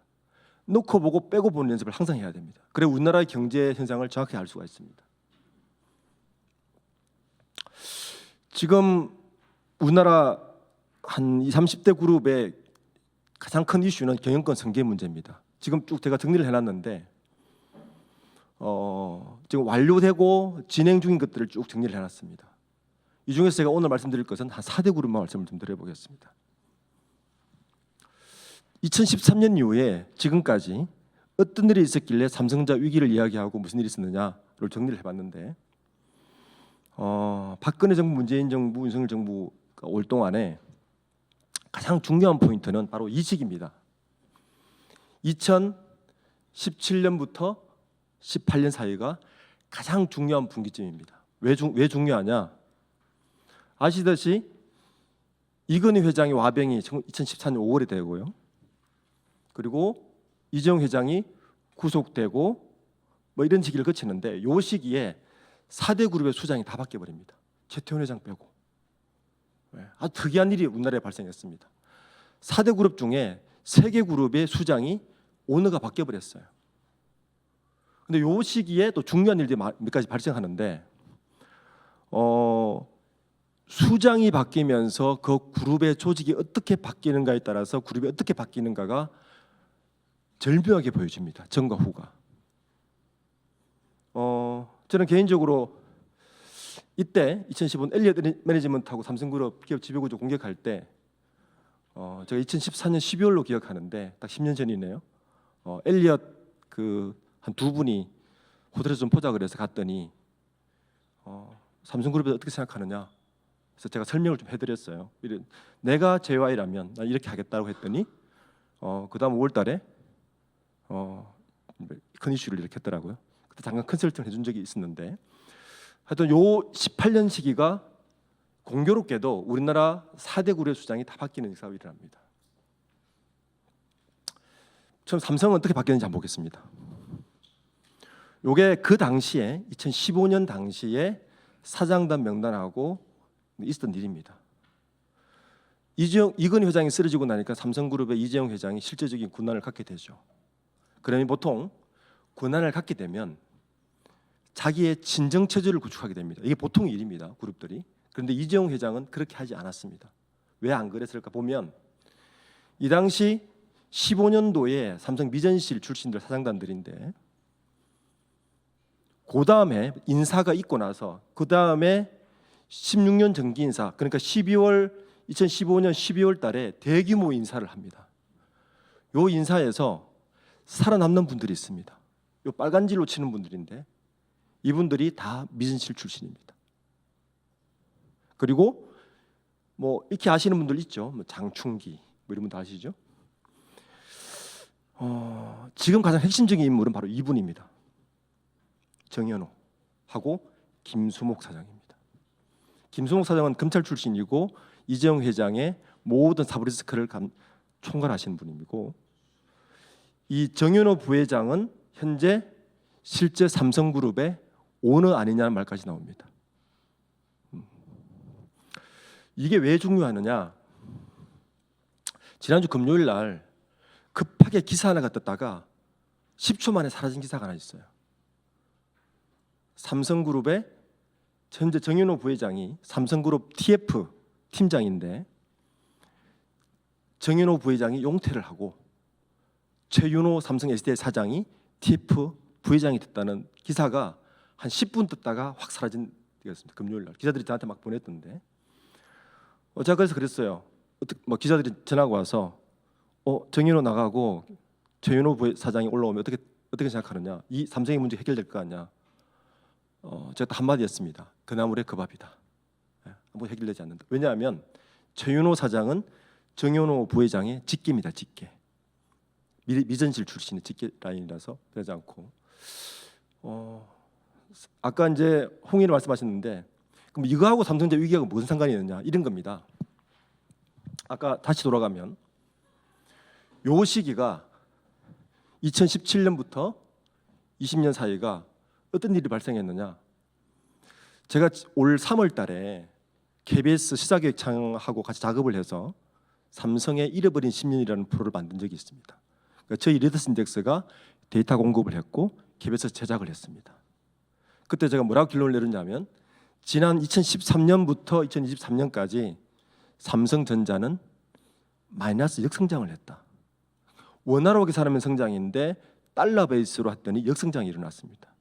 달러가 맞죠? 삼성전자의 매출의 90%는 외국에서 일어납니다.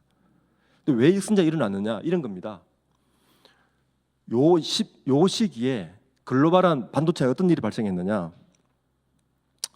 반도체의 산업 환경이 완전히 뒤바뀝니다. 혹시 기억하시겠지만 4차 산업혁명이 2016년도 다보스 포럼에서 나옵니다. 그리고 IoT 이어서 AI란 말이 나오는데 요 시기에 반도체 산업이 어떻게 바뀌느냐? 시장 전체가 공급자 중심 시장에서 수요자 중심 시장으로 완전히 재편이 됩니다. 이게 무슨 말이냐면 그 이전에는 인텔이라는 강력한 CPU의 큰형님이 있었고 메모리 분야에는 삼성전자라는 큰형님이 있었습니다. 이 두 기업이 전 세계 반도체 산업에 게임의 룰을 만들었습니다. 예를 들어서 우리 노트북 살 때 지금 13세대야 14세대야 이런 얘기 하잖아요. 그러면 그 기준에 따라서 주변 산업으로 움직였고요. 삼성전자가 DDR2를 언제 나오느냐, DDR3가 언제 나오느냐에 따라서 주변의 산업이 움직이는 시대였어요. 굉장히 편하게 장사했죠. 자기들이 먼저 내놓으면 수익을 먼저 가져가고 후발주자는 조금만 수익을 나눠 가지는 구조로 그 20년을 호령을 했습니다. 이게 언제 깨지기 시작하느냐? 바로 2017년도부터 깨지기 시작합니다. 산업 전반이 그전에는 주는 것만 받아먹던 IT 기업들이 한 20년 장사를 해보니까 야, 이제 너희들이 설계한 것보다 우리 가전제품에는 우리에게 맞는 칩을 우리가 직접 만드는 게 좋은 것 같아 라고 깨닫기 시작한 거죠. 그래서 애플이 자기들 노트북에 인텔 CPU를 쓰다가 M1, M2, M3 자기들 만든 칩을 쓰기 시작하고 다른 가전업체와 똑같은 일이 벌어집니다. 그러니까 시장이 빠르게 수요자 중심으로 바뀌는 거예요. 그러니까 설계를 자기들이 했잖아요. 설계만 했지 반도체를 만들어줄 곳이 필요하지 않습니까? 그게 그래서 TSMC가 뜬 겁니다. 그러니까 시장 전체가 수요자 중심의 시장에서 수요자 빨리 바뀌는데 삼성전자가 이 시장을 완전히 놓쳐버렸습니다. 왜 놓쳤느냐? 보시면 이 시기에 구속됐죠, 석방됐죠, 또 구속됐죠, 석방됐죠 하면서 이분들을 아무도 내보내지 못했습니다. 조직이 철저하게 관리화된 거죠. 이 정윤호 부회장은 이재용 회장이 개요대를 마치고 하버드 대학교 공부를 하러 갔을 때 2년 먼저 하버드를 가서 똑같은 커리큘럼을 사전 학습을 하신 분입니다. 그리고 이재용 회장이 미국에 왔을 때 리포트 써주고 시험 지도해주고 졸업을 시켜주신 분이에요. 오너들이요 굉장히 외롭습니다. 그런 분들이 오시면 그냥 가스라이팅 당합니다. 자르지를 못합니다. 그래서 지금 삼성전자 어떤 일이 벌어지느냐? 리포트를 올리면요 여기서 다 잘립니다. 누구나 아는 사실입니다. 근데 언론이 못 써요. 왜 못 쓰느냐? 이 사브리스크를 감당하면서 삼성전자 조직이 어떻게 바뀌었느냐? 이 정인호 부회장이 TF 부회장이 되면서 언론사 출신들의 홍보 임원들을 대거 영입했어요. SBS 출신의 백수연 사장, 한겨레 출신, MBC 출신, 연합뉴스 출신. 그리고 이분들이 또 정인호 부회장의 가신이 되어서 모든 걸 막아줍니다. 그러면서 내부는 점점 관료화되고 기술은 올라가지 못하고 이런 일이 반복해서 발생하는 거죠. 그러니까 기술을 모르는 분이 기술진들을 지배하고 있는 곳이 삼성전자고, 그러면서 산업의 변화도 놓쳐버린 이 사태가 지금 벌어지다 보니까 삼성전자의 총체적 위기가 발생했다. 그래서 이번에 만약에 아마 다음 주쯤 인사가 나올 것 같은데 원래 지난주 금요일 인사를 냈어야 돼요. 근데 1차 막은 것 같아요. 모든 외부에서 정인호 부회장에 대해서 거치에서 계속 물으니까 아마 전자에서 계속 고민을 하는 것 같아요. 아마 이번 주 금요일 인사가 날 것 같은데 만약에 이번 주 금요일 날 정인호 부회장이 용퇴를 하지 않는다, 제가 볼 때는 삼성전자 회복하기가 굉장히 어렵습니다. 이분 내보내지 않고 예를 들어서 CTO 정도 자르고 뭐 이렇게 기술진의 책임을 묻는 조직으로 가버린다. 삼성전자의 반도체 위기는 한동안 회복하기 어렵다. 이런 게 판단입니다. 실제로 그래서 보면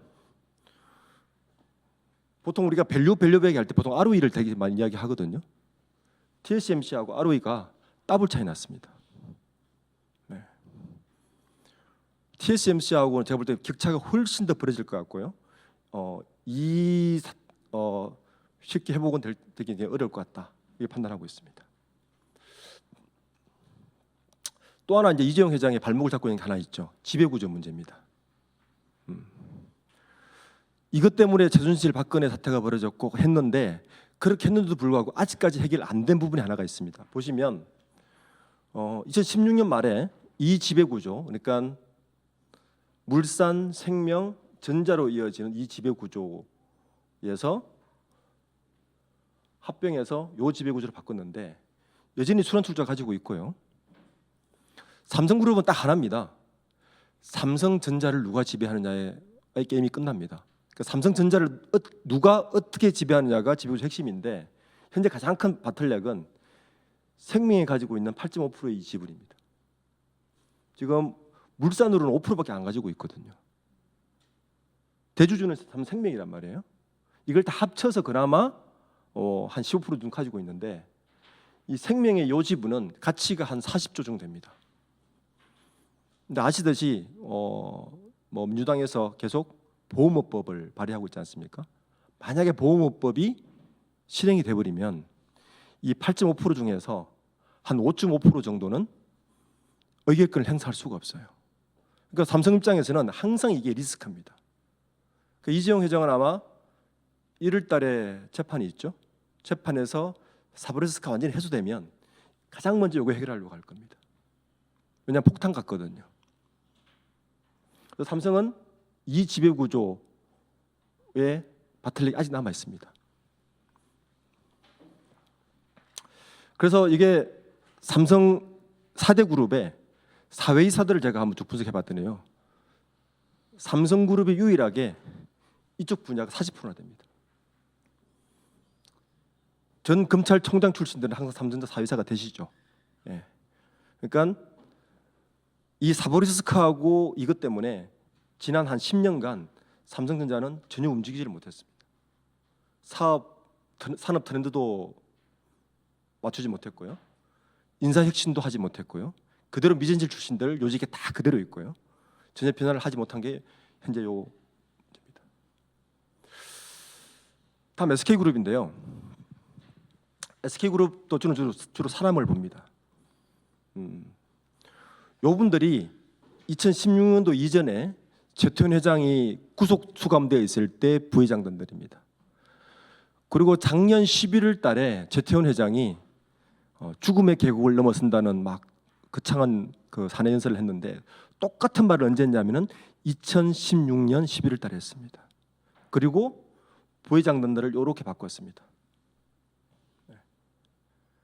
그리고 작년 요맘때 SK그룹이 이 6명의 부회장단들을 다 용퇴를 시키고 지금 요 분들로 바꿨는데 요 사이에 무슨 일이 있는지를 좀 보겠습니다. 그리고 왜 SK그룹은 리밸런싱의 이름으로 계속 구조조정이라는 얘기를 하느냐? 이유는 요겁니다. SK하이닉스가 돈을 벌기 시작했어요. 최태원 회장이 그 돈을 활용하고 싶은 거예요. 그런데 현재 지배구조법상 SK그룹은 SK하이닉스 돈으로 투자나 M&A를 하지를 못합니다. 왜냐하면 주 SK가 지주회사고 SK하이닉스는 SK텔레콤이 지배하고 있었고 텔레콤의 자회사가 SK하이닉스거든요. 현재 지주의 공정위법에 의하면 손자 회사가 자기가 돈이 아무리 많아도 M&A를 하려면 100% M&A를 지분을 가져야 돼요. 그러니까 지분 쉽게 못해서 지배구조를 바꿔버렸죠. 어떻게 바꿨느냐? SK텔레콤을 인적 분할한 다음에 SK스퀘어라는 회사를 만들어서 그쪽으로 바꿔서 SK스퀘어가 투자하도록 만들어놨어요. 그리고 나서 어떤 회사에 투자했느냐? 최태원 회장이 구속 수감 나오고 나서 2016년 투자한 회사들 한번 보겠습니다. 그 위쪽하고 국내 기업으로 투자 M&A 하다가 해외 기업으로 다 바꿉니다. 그리고 투자 규모도 어마어마합니다. 키옥시아 같은 경우는 7조 정도 투자를 합니다. 네. 여기에서 문제가 발생했습니다. SK그룹은. 그러니까 최태원 회장은 이런 거죠. 그 2년 전에 SBS에서 한번 끝까지 판다팀에서 한번 이걸 찔렀는데 제가 좀 제보를 해줬습니다. M&A를 하면요 뒷돈이 많이 생깁니다. 한 7조 정도짜리 회사 하나 사잖아요. 그런데 직접 M&A를 하지 않고 SK그룹은 별도의 기업을 하나 만듭니다. PF 같은 거를. 그리고 그 PF에 자기 친한 바지 사장을 앉힙니다. 여기를 통해서 사고 팝니다. 아주 안전한 자금이 생기겠죠. 그죠? 요 일을 했습니다. 근데 이게 재미있단 말이에요. 최태원 회장이 사실은 그것 때문에 구속됐는데 선물하시다가 그 버릇을 못 버리신 거죠. 그러다 보니까 이 해외 기업 M&A가 굉장히 짭짤한 거예요. 실제로는. 그리고 파이낸셜 스토리라는 이름으로 KPI라 그러는데 기업 내에서는 키 퍼포먼스 인덱스라 그래서 각 계열사들의 인사 고가 평가를 KPI를 인수합병 잘해서 수익 남기는 거에다가 줘버린 거예요. 계열사들이 너도나도 다 M&A를 해본 거죠. 컨트롤도 안 되고. 그러다 보니까 계열사가 현재 219개. 네. 5년 지나서 뚜껑을 열어봤더니 부채가 장난 아니에요. 현재 SK그룹 부채가 100조입니다. 근데 부채를 어떻게 줄이느냐? 부채를 줄이는 과정을 SK그룹에서 리밸런싱을 하는데 이렇게 줄이는 거예요. 이 회사 A라는 회사가 부채가 어마어마하게 많아. 근데 B라는 회사는 부채가 없어. 두 개를 합병해 버리면 되죠. 그 부채가 주는 거죠. 일종의 페이크를 하고 있는 거예요. 저는 페이크를 하고 있다고 이야기를 합니다. 현재 SK그룹은 가장 관건은 뭐냐 하면 SK온이라는 2차 전지 회사를 살리는 건데 이게 왜 중요하냐? 최태원 회장 입장은 이렇습니다. SK그룹의 역사를 보면 최종근 회장 때부터 지금까지 본인들 스스로 맨 땅에서 사업을 해본 적이 한 번도 없습니다. 유공 인수했죠. SK이노베이션 냈습니다. SK텔레콤 한국통신 인수해서 만든 회사죠. SK하이닉스 인수해서 만든 회사죠. SK그룹은요 굉장히 안전한 사업만 있습니다. 이런 사업을 지대 산업이라 그러는데 석유회사, 통신회사, 그 다음에 하이닉스를 좀 모범을 해왔는데 SK그룹 창업 이후에 처음으로 본인들 스스로 제조업을 해보는 게 2차 전지입니다. 그래서 굉장히 애착을 많이 가죠. 이걸 살리려고. 지금은 SK그룹이 그런 상황이 있다. 내년에 아마 SK온을 상장을 하지 않으면 그룹이 굉장히 위험해질 것이다. SK그룹 상황은 이렇습니다. 그리고 또 하나 이벤트가 있죠. 아마 이번 주 다음 주에 대법원 판결 날 것 같은데 최태원 회장의 이혼 소송. 이건 왜 위험하느냐? 현재 최태원 회장이 지분을 가지고 SK 지분을 갖고 있는 게 한 17%좀 돼 있는데 이번 이혼 소송에서 대법원에서 판결이 져버리면 노소영 관장이 지분의 한 7%를 가져가게 됩니다. 7%를 가져가 그 다음 어떻게 벌어졌냐? 고려아이언 MBK 사태 아시죠? 사모펀드가 노소영 관장하고 연합을 해버리면 SK그룹의 균형과 공격이 됩니다. 이런 리스크가 현재 SK그룹의 가장 큰 리스크입니다. 반면에 현대차는 정의선 회장이 아주 약삭 빠르고 지혜롭습니다. 제가 볼 때는. 잘 보시면 왜 그러냐? 2018년 8월 달에 수석 부회장이 됩니다. 그리고 그해 12월 달에 인사를 하는데 정몽구 회장에게는 가신그룹이 있었습니다. 이 6분의 부회장단들입니다. 굉장히 탄탄했어요. 그런데 정의선 회장이 수석 부회장이 되자마자 이분들을 다 모조리 내칩니다. 그리고 자기 진정 체제를 완벽하게 구축합니다. 요게 현대자동차 사장단 명단입니다. 현대자동차는요 이 이후로 부회장을 임명을 하지 않습니다.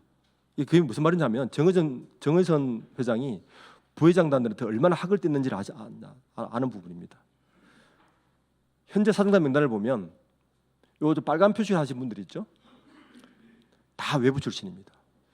현대차가 전통적으로 굉장히 그 로열티 강한 조직을 좋아하는데 외부 출신들로 다 바꿔버리면서 현대차가 요즘 보시면 일대 혁신들을 많이 일으킵니다. 삼성하고 전자하고 현대차하고 대표적으로 바뀌는 이 부분입니다. 같은 2018년도 수장이 바뀌었는데 한 곳은 유지를 했고 한 곳은 아버지 사람들을 내치면서 이렇게 바뀝니다. 그 현대차는 놀랍도록 변신하고 있습니다. 제가 볼 때는 훨씬 더 빠르게 변신할 것 같은데 요즘 현대차에서 가장 주목받는 인물이 누구냐면 바로 이분입니다. 송창현 사장. 포티두닷컴을 창업하신 분인데 네이버 출신입니다. 포티두닷컴을 정의선 회장이 사들이는데 조건을 아주 좋게 만듭니다. 너 그 회사 오너도 해줄게. 사장도 그대로 해. 그리고 대신 내가 1조 2천원 투자해줄게. 그리고 대신 현대차에서 일 좀 해줘. 너무 파격적이지 않습니까? 그리고 일하고 있습니다. 1조를 받고. 그리고 요즘 대외 활동 보면 정의선 회장은 송창현 사장밖에 안 들고 다닙니다. 옆에. 작년에 삼성전자에서 유일하게 사장 승진한 한 사람이 김홍경 사장인데 이분 외교부 출신이십니다. 이재용 회장이 지난 3년간 옆에 끼고 다녔던 분입니다. 그런 분들이 사장 되는 거예요. 그래서 현대차 지금 실제 굉장히 좋고요. 아마 아까 들어오기 전에 그 로봇 시연되는 프로그램 봤는데 현대차는 아마 자동차 회사가 아닌 다른 회사로 바뀔 겁니다. 요즘 이런 말이 있습니다. 반도체 업계는 AI를 하느냐 AI를 하지 않느냐로 실적이 판가름 나고, 자동차 회사는 소프트웨어를 하느냐 소프트웨어를 하지 않느냐로 판가름 납니다. 지금 폭스바겐이나 GM은 엉망이고요. 토요타나 현대차는 굉장히 잘 나갑니다. 뭐 현대차도 아직 지배구조 문제는 남아 있습니다. LG그룹도 똑같이 현대차하고 행동합니다. 구광모 회장이 들어서자마자 가신그룹인 부회장들을 다 바꿉니다. 다 바꾸고 구조조정 이렇게 해서 현재 딱 두 부문에 부회장만 남겨놓고 구조를 마무리했습니다. 전체적으로. 실적은 그렇게 좋지는 않은데 제가 볼 땐 나쁘지 않다고 봅니다. 뭐 지배구조 잘 바꿨고요. 이 사건 너무 잘 알기 때문에 제가 이거 가지고 뭐 방송에서 워낙 많이 떠들어서 저도 좀 설명해드리면, 이 사건이 우리 자본시장하고 경제에 어떤 메시지를 던지느냐에 대해서 말씀드리겠습니다. 내용은 잘 아시죠? 두 집안이 싸웠습니다. 지금 2라운드로 접어들었습니다. 공개 매수를 통해서 영풍과 고려아연의 지분 싸움이 3% 차이로 어쨌든 아직 기차가 났습니다. 그럼 유상증자를 발표해서 현재 금감원에서 들여다보고 있는 사안입니다. 이 사건이요, 이걸로 끝나는 게 아니라 재계의 10대 그룹에 묘한 메시지를 던졌습니다. 첫 번째, 아까 지배구조 경영권 승계 말씀드렸잖아요. 현재 오너들은 아주 이중적인 생각을 하고 있죠. 경영권 승계는 하고 싶은데 비싼 돈 들이기는 싫어요. 세금 많이 내는 거 싫어. 그래서 어떻게 하냐면은 지배구조의 핵심되는 계열사의 지분을 최소한으로 가집니다. 몇 프로? 15%입니다. 왜 15%냐? 2003년도에 소브린이 SK그룹하고 LG그룹을 공격했습니다. 경영권 분쟁을 일으켰는데 SK그룹은 아작이 났고요. LG는 살아남았습니다. 그래서 구본무 회장이 돌아가시면서 이랬어요. 15% 마지노선을 지키라고 이야기했습니다. 그래서 15%의 룰이 있는데 그 15%를 최소한으로 가지면서 승계를 해야 되는데 이 15%의 가치가 오르는 걸 싫어합니다. 주가가 오르는 걸 싫어하는 거죠. 오르면 세금 많이 내야 되니까. 그러니까 최소한의 지분을, 핵심 계열사의 지분을 가지면서 주가는 최소화시키는 게 현재 그룹 오너들이 제일 좋아합니다. 이렇게 지금 직면에 있는 그룹이 어디냐면 하나그룹. 이번에 국감 때 부르다가 이제 안 부르는 거 있죠. 하나그룹, 그리고 롯데, 삼성, 현대차그룹 다 걸려 있습니다. 그러면서 반대로 공격이 들어오면 또 맞고는 싶어요. 그러니까 이분들이 두 개의 법안을 이야기합니다. 야, 이거 보니까 사모펀드가 경영권 분쟁을 일으키니까 골치 아프네. 경영권 보호 장치 마련해줘. 그래서 이야기하는 게, 국회 이야기하는 게 포이즌 필, 차등 의결권, 이거 이야기하지 않습니까? 근데 잘 보면 아주 간단한 문제거든요. 제일 좋은 방안은 뭐냐면요, 그 주가를 원래도 높으면 돼요. 고려아연도 원래 분쟁할 때 45만 원을 시작했는데 지금 150만 원까지 갔거든요. 원래 150만 원 정도 합의해버리면 MBK가 2조 가지고 공격할 거를 8조가 들어야 되니까 공격 못합니다. 글로벌 헤지펀드도요, 그 정도 돈 가지고 돈 안 들어옵니다. 왜냐하면 남는 게 없거든요. 사실 제일 좋은 방안은 밸류업을 해주면 돼요. 현대모비스, 현대차가 저렇게 잘 나가는데 10년간 주가 그대로입니다. 말이 안 되죠. 그 밸류업은 지금 금감원이나 정부에서 아무 얘기를 안 합니다. 사실 그게 최선의 방어거든요. 제가 이야기하는 게 아니라 대부분 지배구 전부 다 똑같이 이야기합니다. 그런데 이거는 놔두고, 이거는 싫으니까 놔두고 그냥 포이즌 필 해줘, 이런 얘기만 하는 거예요. 두 번째는요, 상법 이야기입니다. 만약에 상법 82조 3항 이사회의 성실 의무가 기업만 있는 것이 아니라 주주들에게도 있었다면 이런 일 발생하지 않습니다. 첫 번째, 유상증자 못합니다. 공개매수도 못할걸요. 다 배임에 다 걸립니다. 이분들, 이사회가. 이거 지금 철저하게 막고 있지 않습니까? 그러니까 지금 이 고려아연 MBK 경영권 분쟁 사태가 이 두 가지의 돌을 던졌습니다. 개인 주주들은 상법 개정으로 해서 이걸 막아달라고 얘기를 하고, 오너들은 포이즌 필 같은 기능권 보호 장치를 해달라고 하고 사실은 해답은 밸류업만 되면 두 가지 다 해결됩니다. 그 요즘 학자들은 이런 얘기를 합니다. 제가 지배구조 얘기했는데 결론은 뭐냐 하면 뭐 복잡한 얘기니까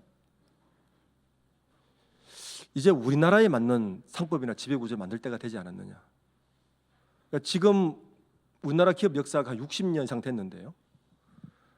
우리나라 기업은 사실 이렇습니다. 지배구조나 운영 방식은 일본식이고요. 상법은 미국식입니다. 이 언밸런스예요. 그래서 요즘 학자들하고 만나면 이제 우리에게 맞는 옷을 입을 때가 되지 않았어? 라는 질문을 던집니다. 그런 걸 고민할 때가 되었고 그런 답들을 찾아가는 게 요즘 좀 이슈가 되어 있고 지배구조 변화에 의원님들이 혹시 뭐 상법이라 관심 있으면 이런 본질적인 문제를 좀 같이 고민해서 했으면 좋겠다는 생각입니다. 감사합니다.